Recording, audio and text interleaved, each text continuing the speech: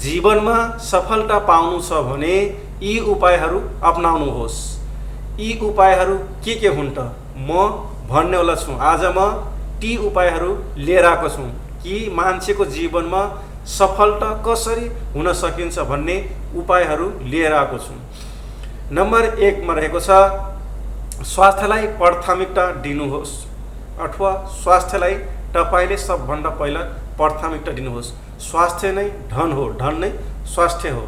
त्यसैले स्वास्थ्य यदि छैन भने मान्छे त्यो धन सम्पत्ति कमाउन सकिँदैन। त्यसैले सबभन्दा पहिला स्वास्थ्य नै रहनुहोस्। स्वास्थ्यमा तपाईले प्राथमिकता दिनुहोस्, ध्यान दिनुहोस्।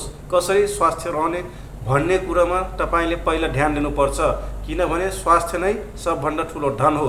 यदि स्वास्थ्य छैन भने, शरीरै छैन भने कसरी सम्पत्ति कमाउन सकिन्छ त? त्यसैले तपाईले स्वास्थ्यलाई पहिला ध्यान दिनुहोस्। सम्पत्ति कमाउने बेलामा अथवा कुनै पनि धन कमाउने बेलामा तपाईले स्वास्थ्यलाई पनि निरन्तर दिनुहोस्। सबभन्दा पहिले स्वास्थ्यलाई नै निरन्तर दिनुहोस्। त्यसपछि पैसा कमाउने बेलामा पनि स्वास्थ्यको ध्यान दिएन भने धन सम्पत्ति कमाएको पनि जान्छ, गुमेर जान्छ। धन मात्रै कमायो, स्वास्थ्यमा ध्यान दिएन भने धन पनि जान्छ। स्वास्थ्यको लागि कमाएको धन स्वास्थ्यमा बिग्रियो भने स्वास्थ्यका लागि बनाउनका लागि सबै धन त्यही जान्छ। त्यसैले सबभन्दा पहिला स्वास्थ्यमा पनि ध्यान दिने गर्नुहोस्। धन कमाउने बेलामा पनि ध्यान दिनुहोस् र स्वास्थ्यलाई एकदम महत्त्वपूर्ण अङ्ग हो भनेर तपाईले सम्झिनुहोस्। स्वास्थ्य बिना केही पनि हुँदैन भन्ने सोच्नुहोस् र हुँदैन पनि। त्यसैले सबभन्दा पहिले तपाईँ स्वास्थ्य हुनुहोस्, अनि मात्र तपाईले धन सम्पत्ति कमाउन सकिन्छ अथवा केही गर्न सकिन्छ। आफ्नो जीवनमा अघि बढ्नका लागि चाहिँ स्वास्थ्य हुनैपर्छ।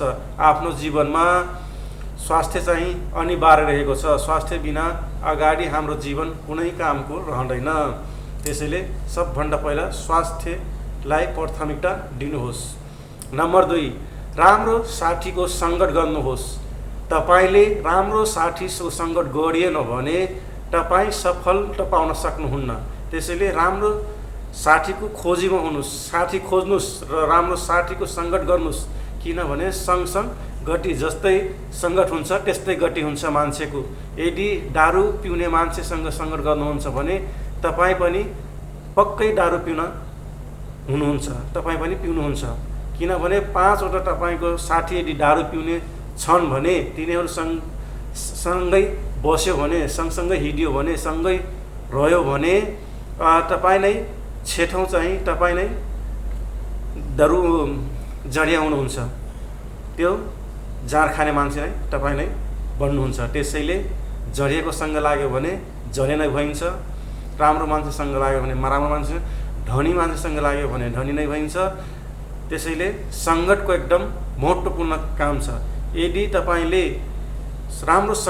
राम्रो मान्छेसँग सङ्गत गर्नुभयो, जस्तै व्यापारीहरूसँग मात्रै सङ्गत गर्नुभयो, तपाईँ पनि अर्को व्यापारी तपाईँ नै हुनुहुन्छ।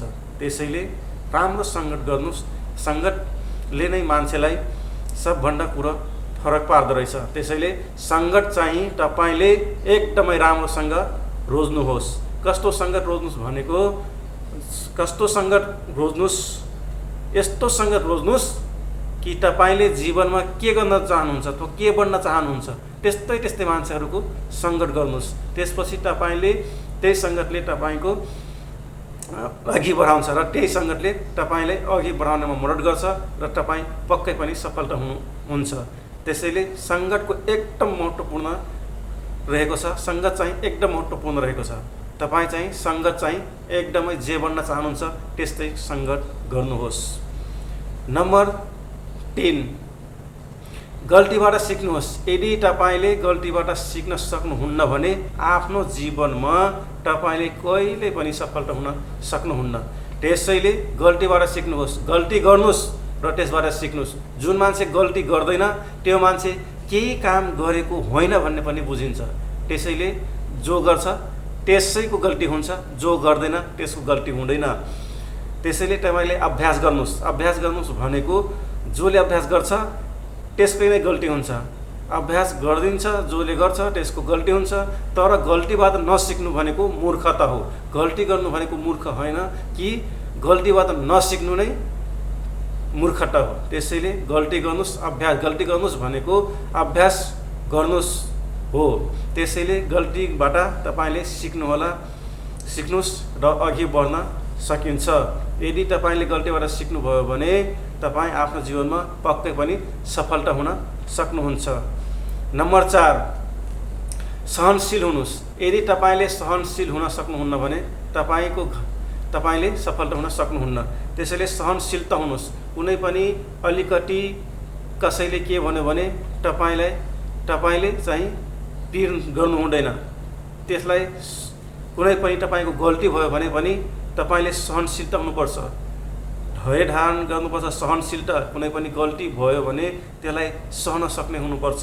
सहनशीलता, कसैले के गरिदियो भने त्यसकै विपरीत नकारात्मक चाहिँ नफैलाउनुस्। तपाईँ चाहिँ सहनशीलता हुनैपर्छ। कुनै पनि चिज गल्ती गरेमा तपाईँले त्यो पनि सहनुपर्छ। गल्तीबाट तपाईँले जुन गल्ती गर्नुभएको छ त्यसको पनि सहनशीलता गर्न सक्नुपर्छ। त्यसपछि मात्रै तपाईँले सफलता हुन सक्नुहुन्छ। नम्बर 5, कृतज्ञ रहनुहोस्। तपाईँले कृतज्ञ रहन सिक्नुहोस्। यदि तपाईँले कृतज्ञ रहन सक्नुहुन्न भने तपाईँमा घमण्ड आयो भने त्यो पनि काम लाग्दैन। त्यसैले कृतज्ञ रहन पनि सिक्नुहोस्। तपाईँले आमा बुवा र गुरुले नै मैले गर्दा यहाँसम्म पुगेको छु भन्ने कुरा पनि तपाईँ सोच्नुहोस् र अघि बढ्नुहोस्। नम्बर 6, सकारात्मक सोच राख्नुहोस्। तपाईँले सकारात्मक सोच राख्न सक्नुहुन्न भने तपाईँले सफलता हुन सक्नुहुन्न। त्यसैले सकारात्मक सोचको अति नै महत्त्व रहेको छ।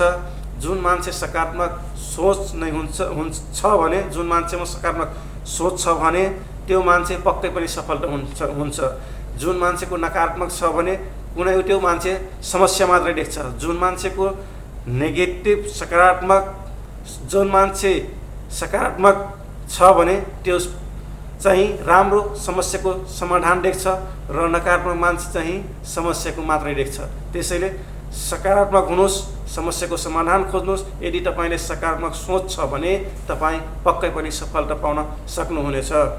र नम्बर 7, बचत र योजना बनाउनुहोस्। यदि तपाईँले जति कमाए पनि बचत गर्न सक्नुहुन्न भने तपाईँ कहिले पनि अघि बढ्न सक्नुहुन्न। त्यसैले बचत चाहिँ अति नै महत्त्वपूर्ण कुरा रहेको छ। बचत गर्न सिक्नुहोस्, बचत बनाउनुहोस् र बचत गर्नुहोस्। योजना पनि बनाउनुहोस्। यदि तपाईँले बचत गर्नुभयो, योजना पनि बनाउनु भएन भने तपाईँले चाहिँ सफलता हुन सक्नुहुन्न। त्यसैले बचत र योजना चाहिँ बनाउनै पर्छ। बजेटको पनि योजना बनाउनुहोस्, योजना अर्को कुनै पनि कामको पनि बनाउनुहोस्। आफ्नो जीवनमा के गर्नुपर्ने छ त्यसको योजना पनि बनाउनुहोस् र तपाईँले योजना मार्फत काम गर्नुहोस्। बजेट बनाएर पहिला बजेट बनाउनुहोस् अनि योजना बनाउनुहोस्। तपाईँले त्यसपछि मात्रै तपाईँले अघि बढ्न सक्नुहुन्छ।